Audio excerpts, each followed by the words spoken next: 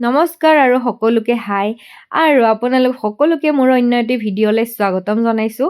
মই মুনু আৰু পিছফালে আছে আমাৰ মাহী। আমি তিনিওজনী গৈ আছোঁ ভাগৱত পাঠলৈ। মানে মই মাহীহঁতৰ ঘৰত আছোঁ যিহেতুকে তাতে 9 দিন 9 ৰাতি একেৰাহে ভাগৱত পাঠ পঢ়ে আৰু বহুত ভাল লাগে তেতিয়া সেই গাঁওখনত মানে কিবা এটা মানে পজিটিভ ভাইব পোৱা যায় মানে গাইজ।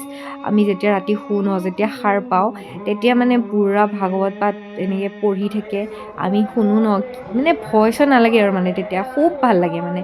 আৰু বহুতৰ চাগে গাঁৱত এনেকৈ পতা হয় আৰু যাৰ যাৰ তাত পতা হয় সকলোৱে এই বস্তুটো মানে অনুভৱ কৰিব পাৰিব। সেইকাৰণে মানে ভাল লাগে আৰু মোৰ গৈ পিনে বহুত ভাল লাগিলে। আৰু ইফালে গোটেই ভকতসকলে শুনি আছে আৰু মানে ভাগৱত পাঠ।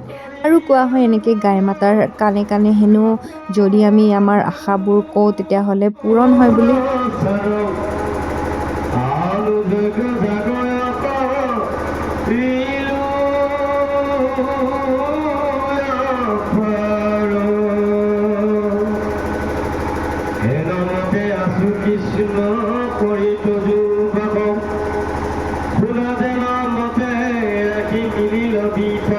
আৰু এইফালে খোৱাৰ কাৰণে প্ৰথমতে ভকতসকলক আৰু সৰু ল'ৰা ছোৱালীখিনিক দিয়া হৈছে।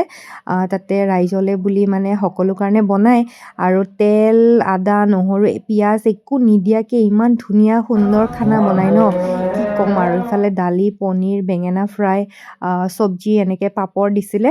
ইফালে মই মাহী আৰু মুনু আমি খাবলৈ এনেকৈ বহিলোঁ। আজিলৈ ইমানেই। ভাল লাগিলে লাইক কমেণ্ট শ্বেয়াৰ কৰি দিব।